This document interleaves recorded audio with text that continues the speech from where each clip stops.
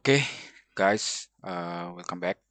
So, ya, gua mau bikin video lagi karena uh, baru aja tadi siang ya dapat info kalau ternyata Patrick Kluivert dan juga staff Belandanya itu udah diberhentikan. Jadi mereka udah nggak manage Indonesia lagi. Nah, ini mungkin gua mau ngelanjutin yang kemarin kali ya. Jadi ada kayak tentang eh, kira-kira salah satu opsi yang bisa dilakukan timnas itu apa aja untuk persiapan utamanya sih Piala Asia 2027, ya kan? Ya, nanti ujung-ujungnya juga buat Piala Dunia. Oke, langsung aja. Oke, so kalau melihat dari beritanya itu yang diberhentikan itu bukan cuma si head coach si Patrick Kluivert, tapi juga full satu semua jajaran staff kepelatihannya. Otomatis kayaknya berarti hampir semuanya, including Alex Pastor, dia dikeluarin juga. Berarti ya bisa dibilang kayaknya uh, mereka nih emang udah mau bersih-bersih kali, mau bebenah kali ya. Which is fine. Eh, Berarti kalau kayak gitu mungkin arahnya ini bisa berbeda. Tapi gua di sini cuma mau ngasih eh, beberapa opsi realistik buat Indonesia untuk kandidat selanjutnya yang megang Indonesia nanti. So far gue punya 6 kandidat. Lo bisa lihat detailsnya nanti di description. Lo bisa buka sendiri, lo cari tahu lah mereka itu siapanya. Gue nggak bisa nyebutin terlalu detail karena bakal bahkan panjang waktu. Oke, so gue akan uh, jelasin based on negara. Oke, buat lo pada yang nonton video gue sebelumnya, gue bilang kan cara kita untuk move forward itu dari sisi uh, current atau dari sisi future-nya juga itu kan gua tekenin kalau misalnya kita coba fokus untuk bisa pemain kita itu bermain di liga-liga top Eropa. Nah, based on kemarin itu kan kalau Inggris, Itali, Spanyol ataupun Prancis itu udah menurut gue tuh udah kecil banget lah kemungkinannya. Karena mereka punya limitasi untuk non EU player ya. Jadi agak susah lah. Nah, at the end of the day kemarin gue jelasin kalau kita tuh fokus kalau bisa cukup di dua negara aja, antara Jerman atau Portugal. Kenapa? Karena dua negara itu punya liga yang cukup bagus, punya development uh, yang cukup bagus juga. Mereka bisa ngedevelop pemain, dan yang pasti itu nggak ada restriction buat non-EU. Jadi nggak dibatasi lah pemain-pemain non-EU. Nah, otomatis berarti rekomendasi yang bisa gue bilang saat ini itu ada fokus di tiga negara. Pertama, Belanda, kalau memang masih mau ke Belanda. Kedua, itu Jerman. Yang ketiga, itu Portugal. Oke. Nah, coba kita ngomongin dulu yang Belanda. Tadinya, kalau lo uh, tahu kemarin video dari gue kemarin itu, gue ngasih rekomendasi dengan asumsi kita nggak rombak besar-besaran. Dalam artian kayak masih ada staff-staff yang kita keep lah atau segala macamnya gitu kan. Makanya eh, itu adalah salah satu opsinya gitu kan. Tapi kalau kata gue, ya mungkin bisa jadi kalaupun kita manggil dua pelatih Belanda ini, mereka bisa mengambil staff mereka juga yang dari Belanda yang mereka percaya juga, yang mungkin berbeda juga dari staff yang sekarang gitu. Baik lagi, gue coba kasih recap singkat untuk yang Belanda. Yang pertama itu ada Philip Koku. Dia dulu bekas pemainnya Barca yang cukup terkenal lah ya. Dia main di Kongsel gelandang bertahan,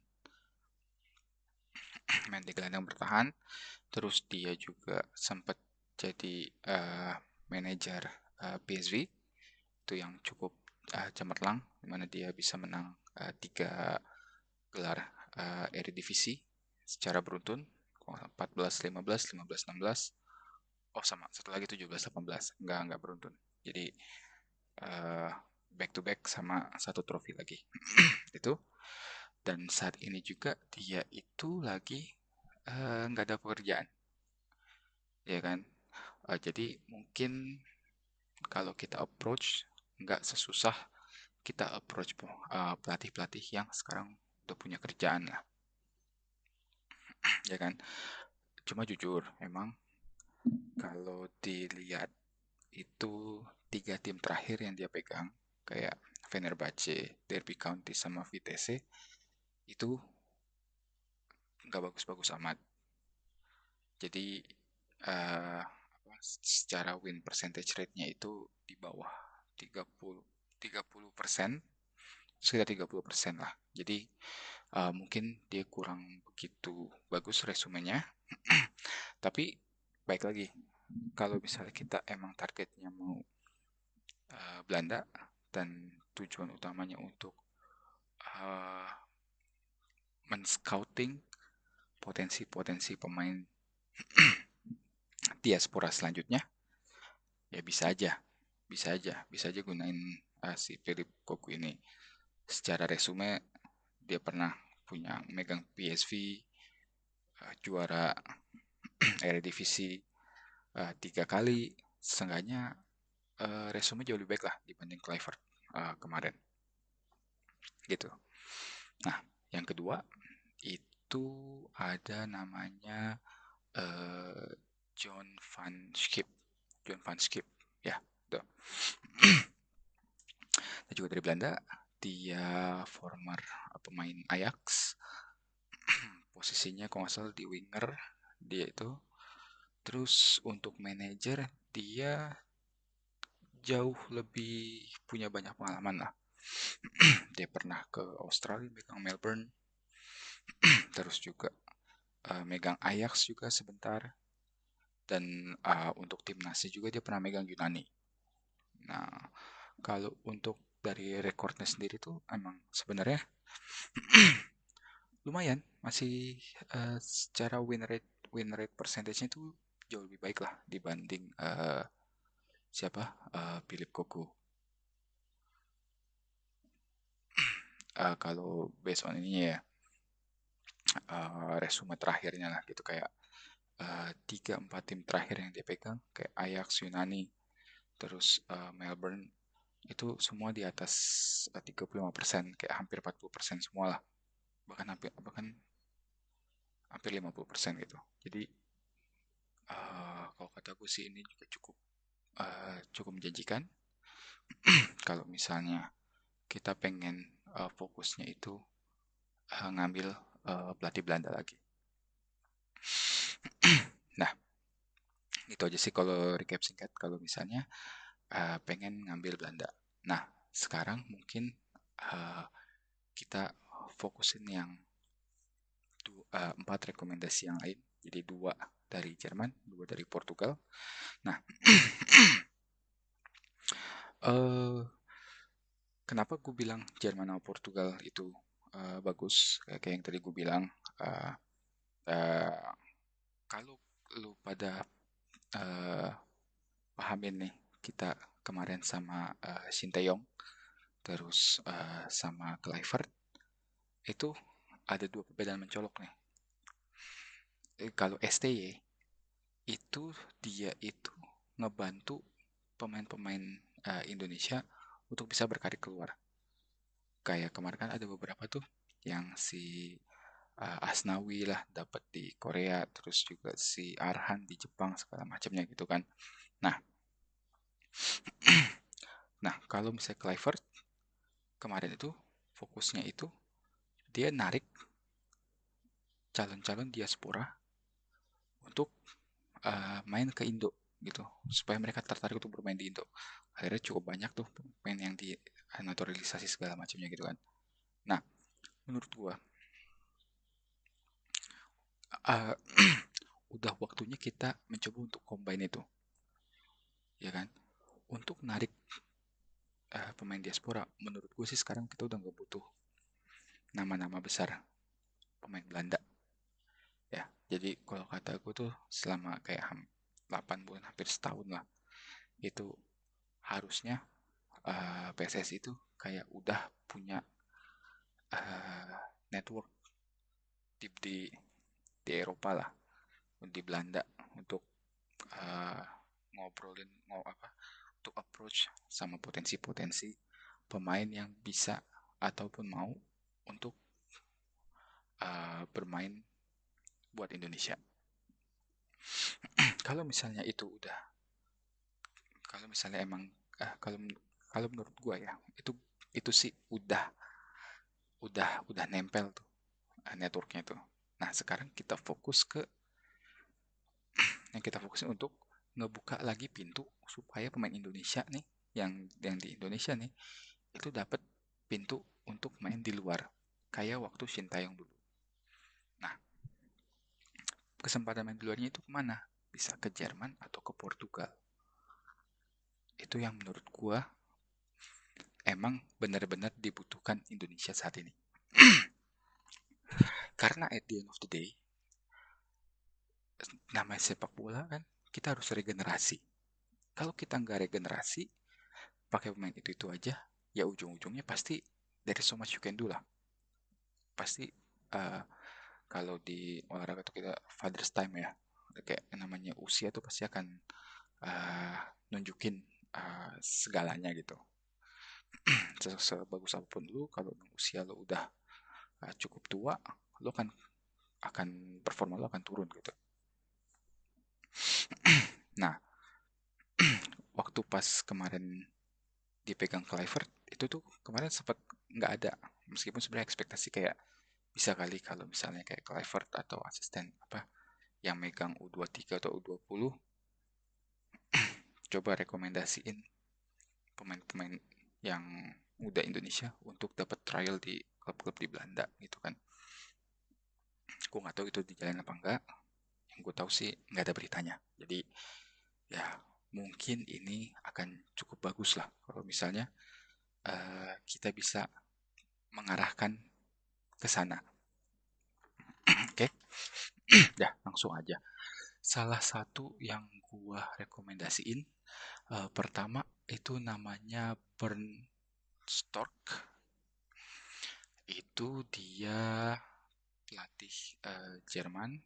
Dia kayak posisi defender gitu. Dulu pernah main di VfL Bochum. Terus juga main di Dortmund juga. Cukup lama lah gitu. Nah, untuk manajernya ini dia sebenarnya cukup banyak banget sih, terutama yang megang timnas ya. Dia sempat megang Kazakhstan sama megang Hungaria juga. Nah, untuk klubnya dia sempat megang kayak Olympiakos, terus juga sempat jadi asisten di Borussia Dortmund dan dia lebih sering di Liga Belgia lah. Nah, kalau ngelihat dari performance-nya menurut gua itu cukup stabil lah. Kayak managerial recordnya itu cukup bagus, kayak average di 40%, which is menurut gua cukup bagus lah.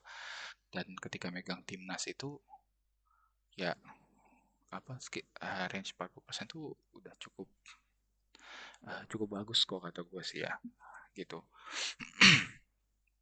Nah, eh dia pun eh umurnya berapa sih? Kayak 62 tahun. Nah, mungkin kalau misalnya lu lihat gitu kan dia ini udah malang melintang, udah megang di banyak tim juga. Ini harusnya sih kita bisa, kalau misalnya kita coba approach dia, eh pastiin juga kita juga bisa eh ngegunain networknya dia lah. Karena gue yakin dia juga pasti punya cukup eh, cukup banyak network yang bisa ngebantu nge-push pemain-pemain kita lah, utamanya pemain-pemain muda. Karena dia ini tuh juga sempat megang kayak Kazakhstan U19, U21, terus juga Hungaria juga U20 kayak gitu-gitu. Jadi dia tuh menurut gue cukup bagus lah si Bernstorff. Nah, yang kedua, oh ya untuk yang Bernstorff itu kebetulan juga dia lagi nggak kerja. Dia terakhir ditarik cuma buat megang Cercle Brugge, itu klub Belgia, buat buat main di dua leg doang, untuk ini apa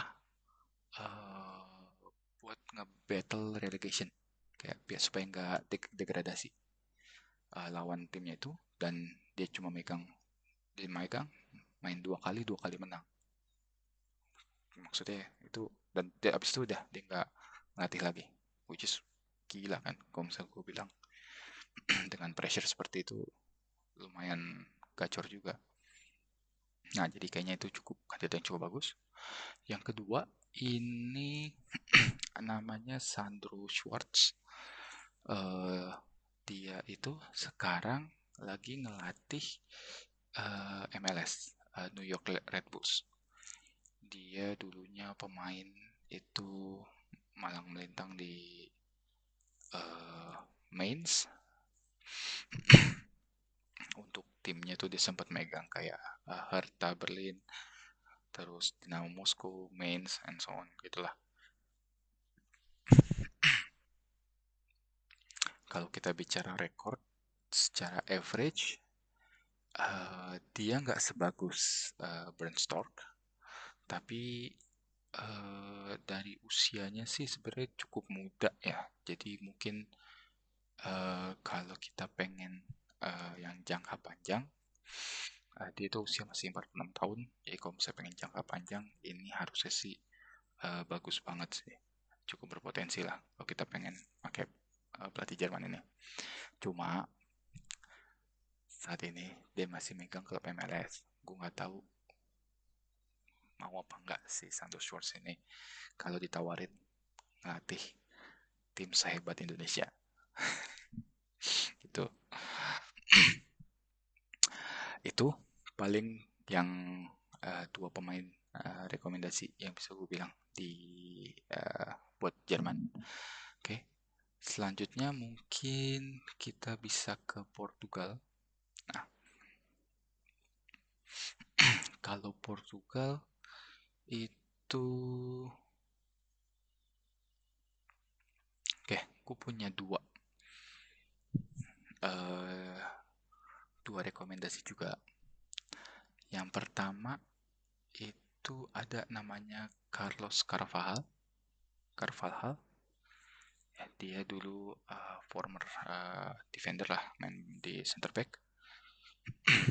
Mainnya dia ya main cukup kemana-mana lah, main, tapi seringnya dia main di Braga gitu. Nah untuk klub itu dia juga cukup banyak ya. Dia ngelatih Braga, ngelatih Olympiakos, sempat ngelatih Swansea juga sebentar, kayak gitu-gitunya. Secara track record dia, secara average, cukup lumayan, even better, kayak 45% win rate-nya. Uh, Paling bagus di antara yang lain, based on tadi. Terus juga uh, dia kayak cukup punya uh, koneksi banyak. di Portugal karena dia ngelatih banyak banget tim Portugal. Jadi gue rasa ini dia uh, bisa jadi salah satu opsi kalau misalnya kita uh, mau berfokus kiblat ke Portugal ya. Dan juga dia saat ini belum ada kerjaan. Terakhir dia megang Braga Mei kemarin udah cabut itu dengan percentage sekitar 56%. Jadi kalau kata gue sih ya lumayan bagus lah, lumayan bagus lah, cukup bagus lah untuk uh, si Carlos Carvalhal ini. Harusnya sih ya bisa lah kita approach dia karena dia juga saat ini belum ada tim ya. Nah, yang terakhir dari Portugal juga itu ada Rui Vitoria. Rui Vitoria.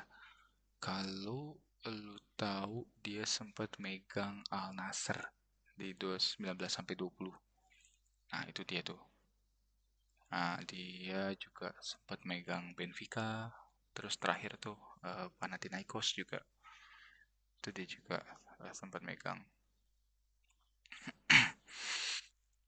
Untuk negara juga dia sempat megang Egypt, Mesir, kayak 2 tahun gitu. Dengan average win percentage itu cukup gede tuh, 67%. Dan kalau di average secara full karir dia tuh udah 51% lah. Jadi lumayan juga kan, lumayan juga tuh win rate percentage di atas 50%. Ya bisa dibilang ini yang paling bagus lah di antara semua manajer. Dan saat ini pun dia belum ada kerjaan. Jadi harusnya sih ini bisa dibilang uh, kandidat yang cukup berpotensi. Dan juga usianya itu baru 55 tahun. Jadi kalau emang kita pengen main rada lama sama dia, harusnya bisa. Harusnya bisa. Kalau si Carlos Carvalho tadi tuh udah 59. Nanti Desember dia 60 tahun. Gitu sih. Jadi kayak ya mungkin kalau misalnya tertarik untuk kita ke Portugal, ini bisa jadi opsi. Tapi ya balik lagi. At the end of the day, siapapun pelatihnya, gue harap banget sih uh, kalau pelatih yang dari luar itu bisa ngebukain atau ngebantu bukain jalan supaya pemain kita itu bisa mendapatkan kesempatan untuk bermain di luar. Kayak waktu zaman STY, meskipun juga masih Liga 2, tapi at least pengalamannya pun beda kan.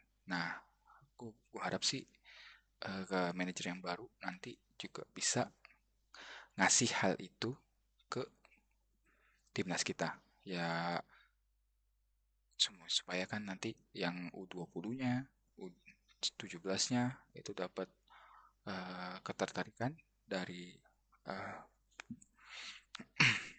liga-liga luar yang nanti juga bakal ngebantu kan. Makanya tadi gua mau berfokus ke Jerman sama Portugal karena dari sisi regulasinya itu mereka nggak ribet, dari sisi developmentnya juga mereka bagus, dari sisi strateginya pun mereka bagus. Kalau saat ini kan banyak banget tuh pelatih-pelatih yang uh, loncat dari Portugal atau dari Jerman kan. Pemain-pemainnya pun juga gitu. Banyak yang loncat dari Portugal dari Jerman. Jadi harusnya sih ini sebuah opportunity yang bagus. Oke, paling itu aja. Let me know what you guys think. Uh, Menurut lo uh, logis layak atau enggak? Ini cuma 6 kandidat yang menurut gue paling realistis lah. Ya, realistis kan. Uh, Maksudnya kalau lu pengen nama-nama gede ya, sebenarnya gue juga pengen, tapi kan mau atau enggak mereka itu kan lain cerita kan. Kemungkinan besar pasti nggak mau lah, mau berani bayar berapa gitu kan.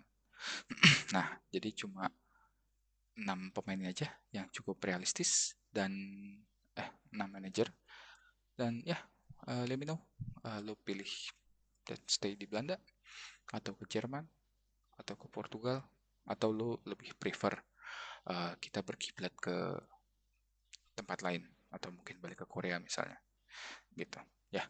Oke, thank you, bye bye.